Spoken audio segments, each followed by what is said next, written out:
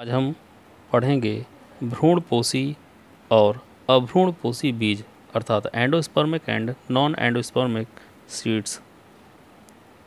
कुछ पौधों जैसे गेहूँ, मक्का आदि में भ्रूणपोष बीजों के अंकुरण के समय तक पाया जाता है।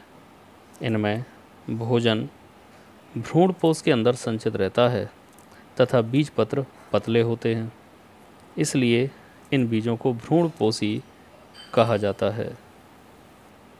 जबकि कुछ पौधों जैसे चना, मटर, सेम आदि में भोजन बीज पत्रों में संचित रहता है, जिसके कारण वे फूलकर मोटे हो जाते हैं और भ्रूणपोष भ्रूण के डेवलपमेंट में पूर्ण रूप से प्रयोग हो जाता है।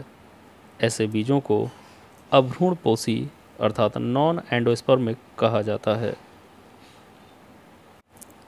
अब समझते हैं उभय मिश्रण को अर्थात एम्फीमिक्सिस। सामान्य लैंगिक घटना चक्र में निषेचन अर्थात फर्टिलाइजेशन, जिसे हम सिनगैमी भी कह सकते हैं, की घटना होती है, जिससे जायगोट बनता है।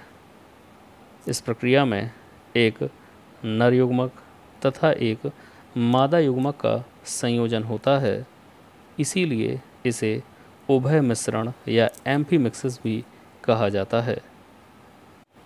अब पढ़ेंगे असंग जनन अर्थात एपोमिक्सिस। कभी कभी पौधे के जीवन चक्र में संयुग्मन या निषेचन अथवा अर्धसूत्री विभाजन के बिना ही नए पौधे का निर्माण हो जाता है, इसीलिए इस क्रिया को असंग जनन या एपोमिक्सिस कहा जाता है। इसकी खोज विंकलर ने 1908 में की थी। असंग जनन मुख्य रूप से दो प्रकार का होता है, कायिक जनन तथा अनिषेक बीजकता। तो सबसे पहले कायिक जनन को समझते हैं। कायिक जनन अर्थात वेजिटेटिव रिप्रोडक्शन। इस प्रकार के प्रजनन में बीज नहीं बनते हैं, किसी कलिका से जो कि तने अथवा पत्ती के ऊपर उत्पन्न होती है, उसी से एक नए पौधे का निर्माण हो जाता है, जैसे गन्ना, आलू आदि। अब समझते हैं अनिषेक बीजकता अर्थात एगैमोस्पर्मी। जब लैंगिक जनन की अनुपस्थिति में बीज का निर्माण होता है तो इसे अनिषेक बीजकता कहते हैं, जैसे नींबू, आम, नागफनी आदि। अब समझेंगे अपयुग्मन को अर्थात एपोगैमी।